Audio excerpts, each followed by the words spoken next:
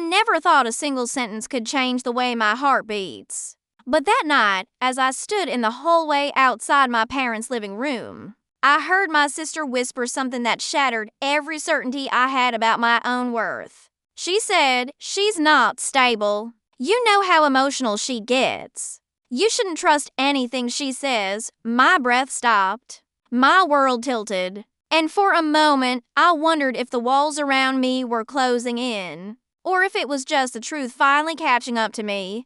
I didn't walk into the room. I didn't confront her. I just stood there, soaking in the quiet sting of betrayal, realizing that the person I loved the longest was the person slowly turning the world against me before I began. If my voice reaches your heart in any corner of this world, I hope you stay with me till the end. Like, subscribe, and follow this story, because what I'm about to share isn't just a tale of heartbreak. It's a journey of losing myself, finding myself, and uncovering the twisted plan of the sister I trusted the most. My name doesn't matter, but my truth does. I grew up believing my sister, Alina, was my anchor. She was 3 years older, beautiful, confident, and always 2 steps ahead of everyone else. People admired her effortlessly. Teachers loved her. Relatives bragged about her as if she were a trophy polished by God himself. Me, I was the quiet one. The one who cried at sad movies, who wrote poetry on the corners of notebooks, who loved too deeply and apologized too quickly. The emotional one, as she always called me, but I thought she loved me. God, I believed it with all my heart. Our mother used to say, "Your sister protects you more than she admits," and I believed that too. Until the day her protection turned into possession, and her possession turned into control. It started slowly, so slowly that I didn't notice the threads tightening around my life. I remember the first time I felt something was wrong. I was 17, sitting at the dining table, filling out a scholarship form. I was excited, maybe too excited. My hands were shaking from the possibilities. I wanted to study literature. I wanted to write. I wanted to breathe beyond the walls of our small house. Alina walked by, glanced at my form, and said casually, "Why are you applying? You won't get it just like that." A knife wrapped in silk. I laughed at the time, nervous, confused. I thought she was teasing. But she pulled the form from my hand and added, "You get overwhelmed too easily. That's not what universities want." I'm just being honest. Honest. She used that word like a weapon, always claiming that her cruelty was simply clarity. I didn't apply. Not because of her words, at least that's what I told myself, but because the seed of doubt she planted grew roots so fast that I couldn't separate her voice from my own. Years passed like that, her voice shaping my decisions, her opinions guiding my confidence, her subtle hints defining how others saw me. I didn't see the pattern then. I only saw my sister, my beautiful, successful, confident sister, who always seemed to know more, understand more, be more. And then there was the night she first turned my family against me without speaking a single direct lie. My mother had cooked dinner, her hands were tired, her back aching. I noticed, so I got up quietly and started helping her clean up. I was washing dishes, lost in thought, when I heard my mother say softly behind me, "You don't need to do all this. You should rest." I smiled.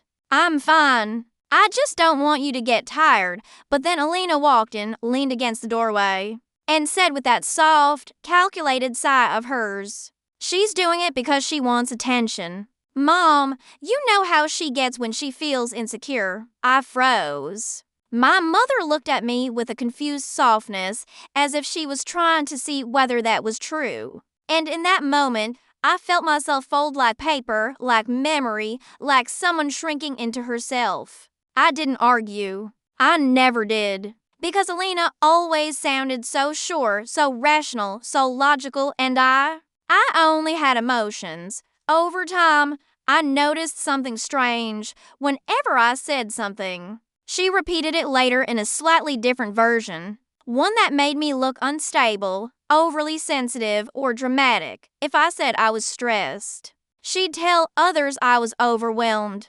If I said I was hurt, she'd say I misunderstood. If I said I was sad, she'd call it overreaction. It was always small. So small that I couldn't accuse her. So small that confronting it made me look exactly like the emotional mess she described. By the time I reached my mid-20s, I thought this was normal. I thought being misunderstood was simply my destiny. I thought Alina was helping me by explaining me to the world, but the truth was that she was shaping my identity in the minds of everyone around me. She was building an image of fragile, unstable, overly sensitive version of me. A version only she controlled. I didn't know why. I didn't even realize it was a plan. At least. Not until he came into my life. His name was Zayn. Calm eyes. Kind smile. The kind of man who listened not just to words, but to silences. The kind who noticed when your breath faltered or when your heart hesitated. He saw me. The real me, for the first time in my life. Someone looked at me without the filter of Alina's narratives. And maybe that's why she hated him from the very beginning, the day I told her I liked him. She stared at me with a blank expression, then said, "You fall too fast.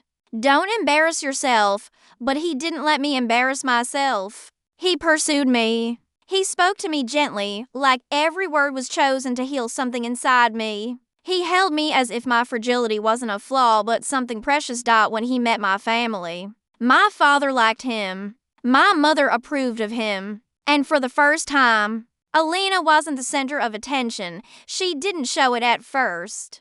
She was too smart for that. She congratulated me, hugged me, smiled at him, acted warm. But something shifted behind her eyes. It was subtle, a spark of calculation. An old jealousy resurfacing like smoke from an unseen fire. I ignored it. I was used to ignoring things that hurt me.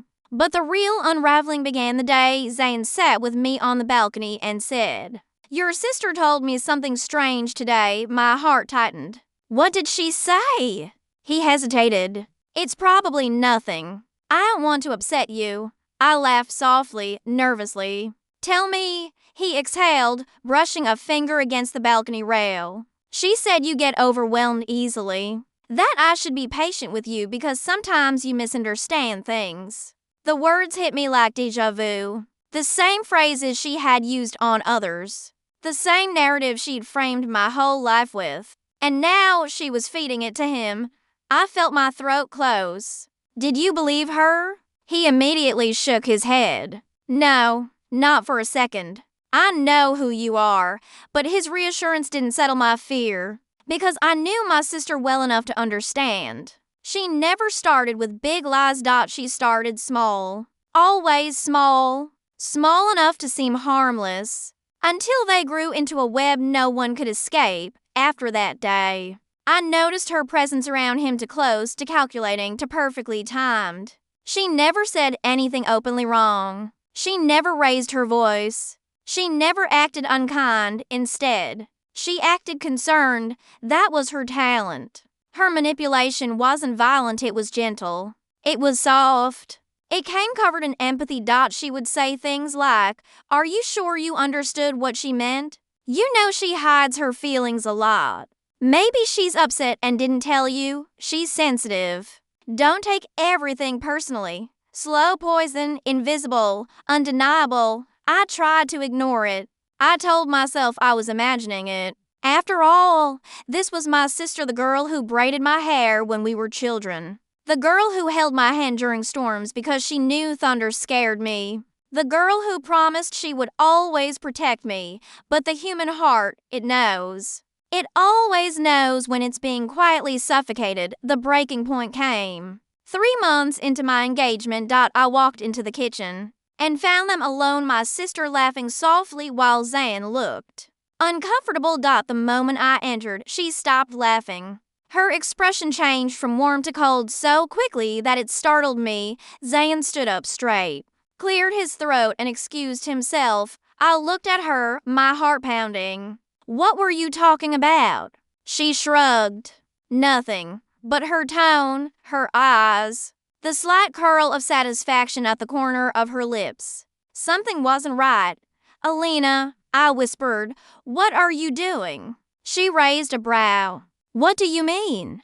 You know exactly what I mean. She smiled slow, soft, venomous. You're imagining things, she said. You always imagine things. I don't remember what happened after that. I don't remember if I walked away, ran away, or simply disappeared into myself. All I remember is sitting alone in my room later that night, unable to breathe. It wasn't jealousy. It wasn't insecurity. It was the terror of realizing that the person you trust is quietly bending the truth around you, molding your future, shaping your relationships, and turning your world into something you can't recognize. The next morning, everything exploded. Not because Alina did something dramatic, she would never do that.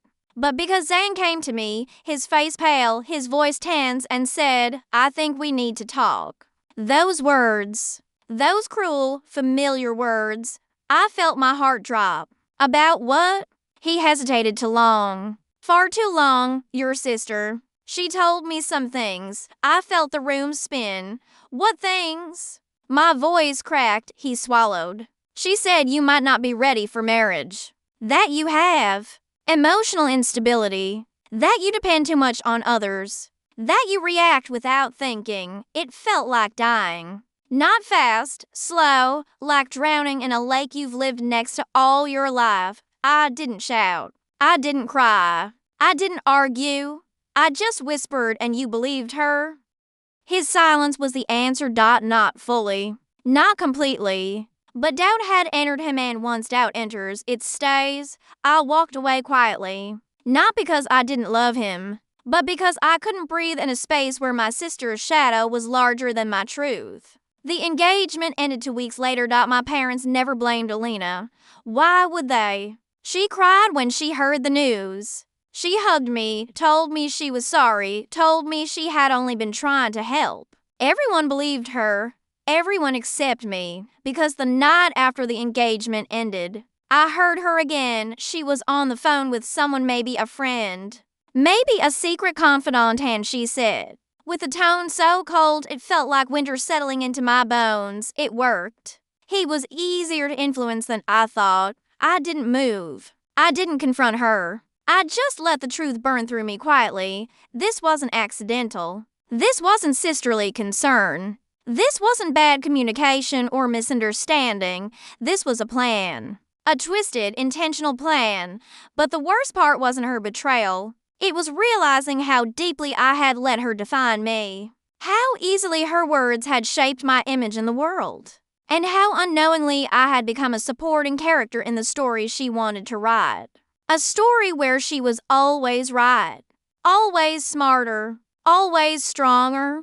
Always the center, and I was the emotional one, the fragile one, the unstable one, the one she could manipulate into any role she needed. But she didn't realize something. She didn't realize that people like me, quiet people, soft people, emotional people, we break slowly, silently, but we also heal quietly and rise in ways no one expects. That night, as I sat alone in the dark, hearing the echo of her lies, feeling the sting of every thread she had woven around my life, I decided this wouldn't be the end of my story. Not yet. Not ever.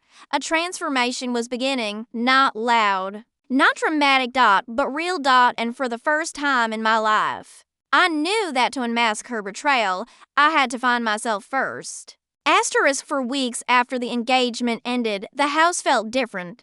Not louder, not colder, just heavier. Like the walls themselves knew something was broken inside me and didn't know how to hold it.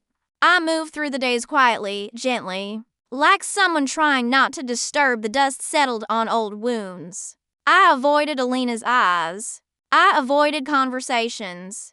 I avoided mirrors, afraid that if I looked at myself long enough, I'd see the version of me she had constructed all my life, fragile, emotional, unstable. I hated that word more than anything. Unstable, the one she whispered behind my back.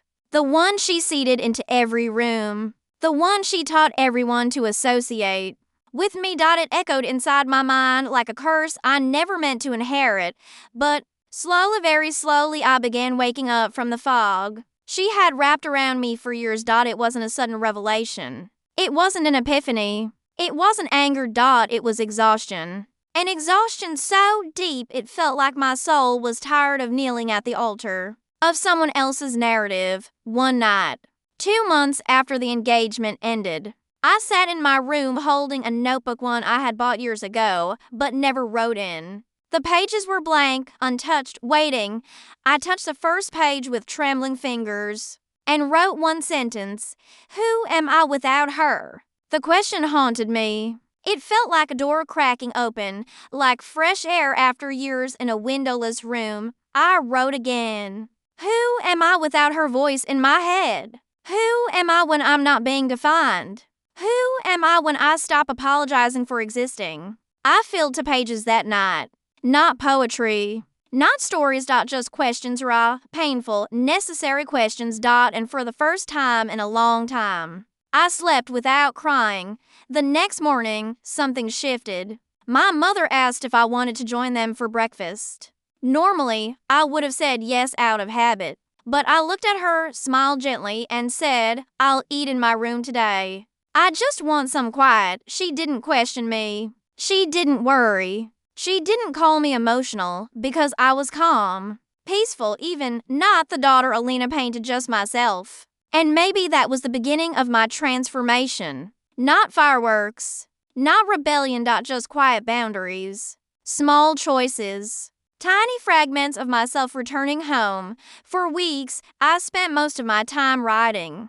Not novels, not essays. But thoughts, memories, reflections, pieces of my life laid out in ink. So I could finally see the pattern I had been living in, the pattern of her control, her manipulation, her engineered concern.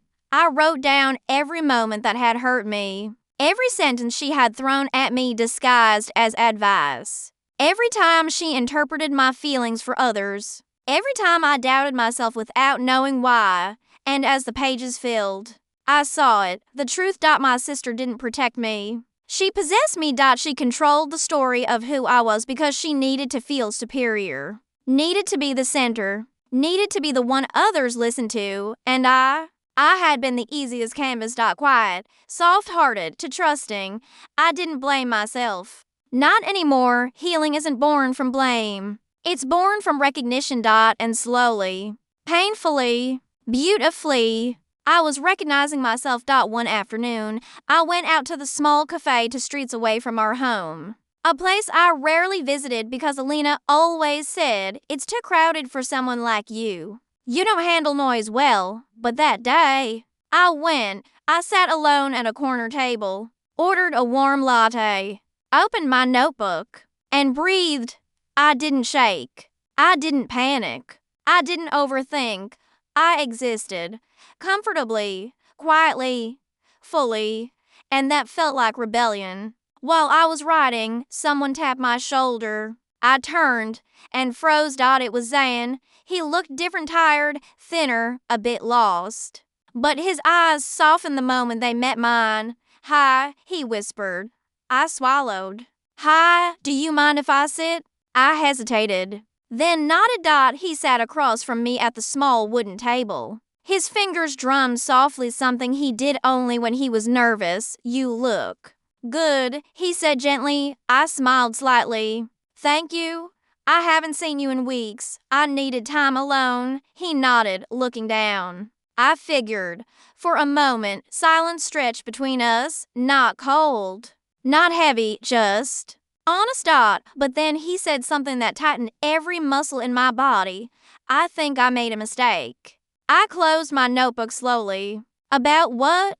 "About listening to her," he said. His voice cracked. Just a little. He inhaled sharply, like the truth hurt coming out. I kept thinking about us, and about everything that happened. And the more I thought about it, the more I realized some of the things she said didn't feel right. My spine stiffened. I stared at him. He continued. "I don't know how to explain it, but I feel like she didn't want us together." A sad, quiet laugh escaped me. Soft, tired. "She didn't," I whispered. His eyes widened.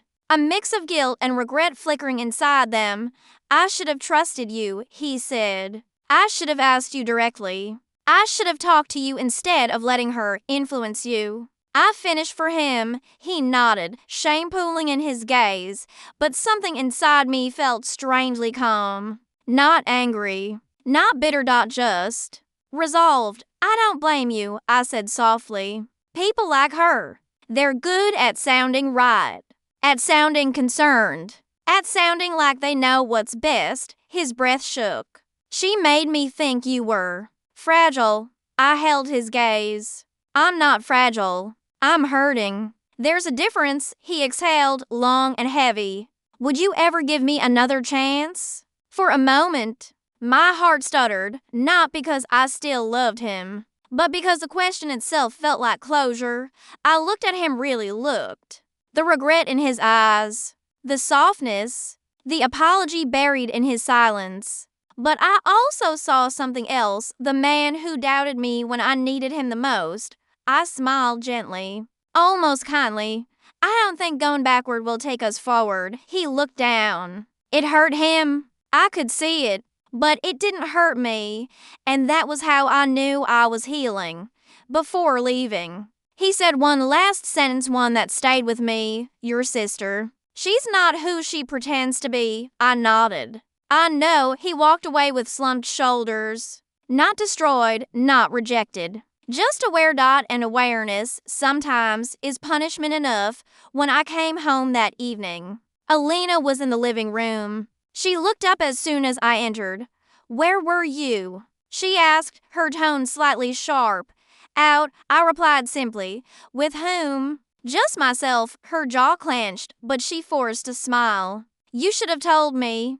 I don't have to tell you everything, I said quietly. Her smile faltered. This was new, this version of me. This calm defiance, she wasn't used to it. She tilted her head. Is everything okay? Yes, I said. And it was the first time I said that without it being a lie. Over the next month, I began building myself in ways she didn't expect. I applied for a writing workshop, something I had always wanted but never dared. I joined a small online circle of writers who shared poetry and short stories. I began posting my writings anonymously, not for validation, but for expression. Words became my rebellion. Healing became my revenge. Silence became my clarity. My parents noticed the change. They didn't question it. They welcomed it, but Alina, she felt it. She watched me with eyes that studied, analyzed, measured, because she had always controlled the narrative, my narrative, and suddenly, I wasn't following her script anymore. She would say things like, "You're acting strange lately. You seem distant. You're not yourself." But what she meant was, "You're not under my control. You're not the version of you I built. You're slipping out of my hands." And she hated that. One evening, I was sitting at the table writing when she approached me. "What are you working on?" she asked. "Just writing," I replied. "Why?" Her tone had an edge like curiosity dipped in suspicion. "Because it helps." She narrowed her eyes. "Helps with what?" I looked at her. Really looked. I looked at her, really looked at, and for the first time, I didn't flinch. "Helps me hear my own voice," I said softly. Her expression froze. She didn't respond. She turned and walked away. And from that day onward, her behavior began to change. She tried harder. She inserted herself more. She asked more questions. She offered advice I didn't ask for. She tried to read my texts over my shoulder. She hovered. Because she sensed something slipping, my independence, my identity, my truth, and she couldn't stand losing control. The turning point, the moment everything about her plan unraveled, came unexpectedly. It was a Sunday afternoon. The house was quiet. My parents were out visiting relatives. I was in the kitchen making tea. Alina walked in, arms crossed. "I need to talk to you," she said. Her tone was cold, firm, confrontational. I kept stirring the sugar. "Okay," she took a step closer. "I feel like you're hiding something from me." "I'm not," I said calmly. "You are," she insisted. "Ever since the engagement ended, you've been acting Different. I turned to face her. Different doesn't mean wrong, she scoffed. Oh, please. Don't pretend you've suddenly grown a spine. The insult slid off me like water. I wasn't who I used to be. I'm just living my life, I said simply. She stepped closer. Lowering her voice, you're my sister. I deserve to know what you're doing. I shook my head, soft. Steady, you don't deserve control. Her expression twisted. What did you just say? You don't get to decide who I'm anymore. Something snapped inside her eyes, something dark, something unmasked. You're being ungrateful. She hissed. Everything I did for you. What did you do for me? I asked. Tell people I was unstable. Shape me into someone small so you could feel bigger. Translate my feelings like I wasn't capable of speaking for myself. Her face paled. But she didn't deny it. Instead, she whispered the truth. I kept you in your place because that's where you belonged. My breath caught. Not because I was shocked, but because I had finally heard her say it. Her truth, her motive, her twisted plan. You were always too emotional, she continued, to fragile, to dramatic. You needed guidance. No, I said quietly, I needed support. He saw her jaw tighten. Anger simmering beneath her skin. You ruined your own engagement, spat.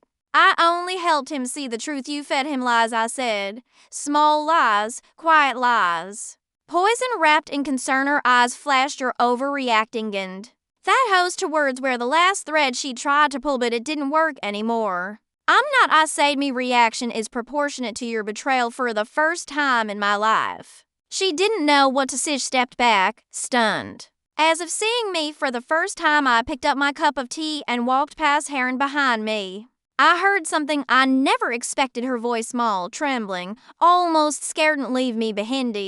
How's it? Because behind those 5 words was the truth. She could never admit she wasn't jealous of my happiness. She wasn't threatened by my relationship. She wasn't afraid I would overshadow her. She was afraid that if I grew into myself, she would lose the identity she built around controlling me. Didn't turn round. I didn't comfort her. I didn't break the boundary I had just created. Just said, I'm not leaving you behind. I'm just moving forward and you can't follow me where I'm going unless you stop standing in my way. Left the room, left her silence, left her confusion, and with every step he felt myself becoming someone new. Someone whole, someone no longer shaped by her shadows. What I didn't know, had I couldn't have known, was that this was just the beginning, because growth always exposes truth, strength always reveals cracks. Healing always shakes the people who benefited from your pain, and soon, very soon, her twisted plan would fully unravel. Not because I exposed her, not because I attacked her, not because I fought back with the same poison, but because nothing threatens a manipulator more than the person they rely on becoming self-aware. And I, for the first time in my life, was finally aware. Asterisk, I didn't sleep the night after everything fell apart, not because of the shouting, or the way my sister's voice cracked under the weight of her own guilt, or even the way my husband, my almost ex-husband, stood there looking like a man who finally realized the fire he played with was actually a living woman's heart. No, I stayed awake because the silence in my room felt new, weightless, like someone had opened a window inside my chest I didn't know existed. But freedom, I learned, is always followed by grief, and grief arrives slowly. That morning, I made chai the way I used to when life was simple, when my sister and I laughed at the stove, fighting over who burned the milk more often. The smell of cardamom filled the kitchen, and for a moment, just one, I felt the ghost of the life I thought I had. Then the doorbell rang. It was him, my husband, looking smaller than I had ever seen him, as if regret had carved something out of him. Overnight, he didn't speak, didn't step inside, just held out an envelope, a letter, his handwriting. I didn't open it, not then, not with his shadow still touching my doorway. He looked at me like he wanted to say 100 apologies, but none of them would bring back the woman I used to be. So I simply said, what you broke can't be undone. He nodded, slowly, like a man learning a truth he should have known all along, and then he left. The silence he left behind was heavier than the one before. That week, I moved differently. Slower, softer, more aware. Like I was relearning how to exist without checking the mirror for approval that came from someone who didn't even value me. My sister didn't call. Not once. Maybe she was ashamed. Maybe she was hiding. Maybe she didn't know how to face the ruins of what she had tried to destroy. I didn't chase her.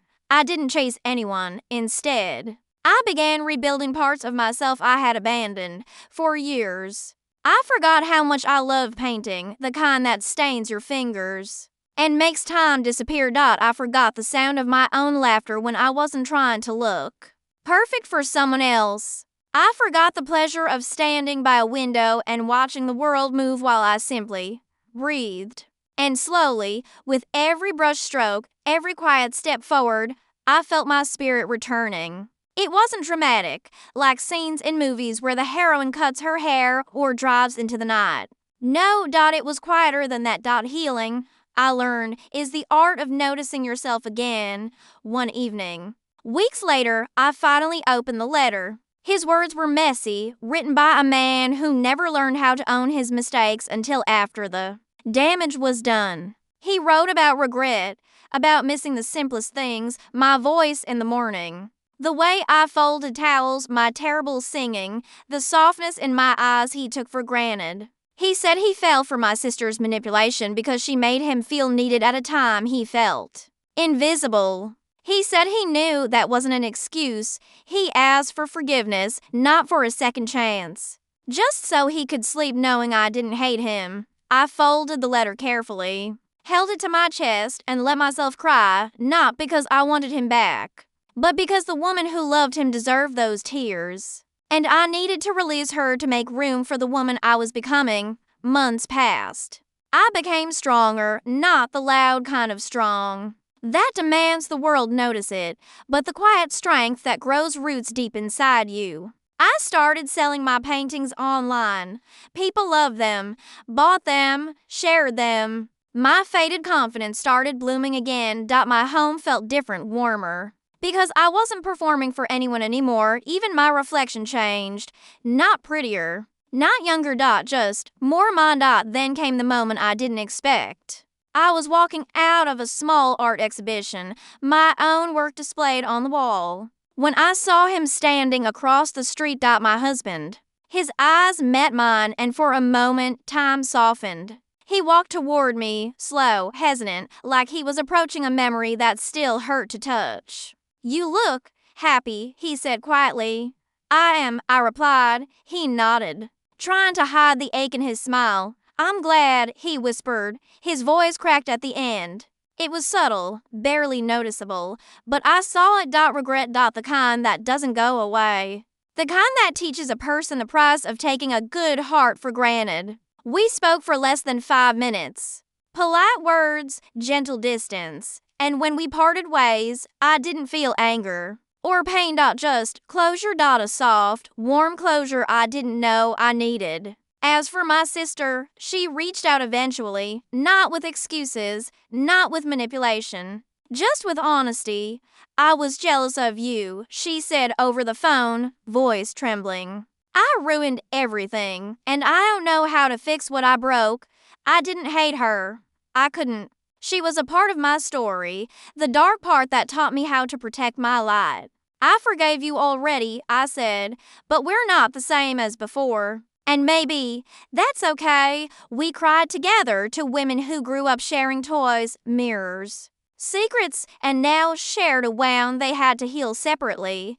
I didn't force a reunion, didn't rush anything. Some relationships heal in pieces. Some never fully return, but peace can exist even without perfection today. As I sit alone with a soft blanket wrapped around me, a candle flickering beside me, and a half-finished painting drying near the window, I finally understand something. Betrayal didn't destroy me. It revealed me. It peeled away everything I was pretending to be and showed me the woman I was always meant to become, a woman who doesn't beg to be chosen, who doesn't shrink herself to fit inside someone else's comfort, who doesn't silence her own voice just to keep the peace, a woman who knows her worth. and carries it gently like a prayer me sister's twisted plan didn't succeedies.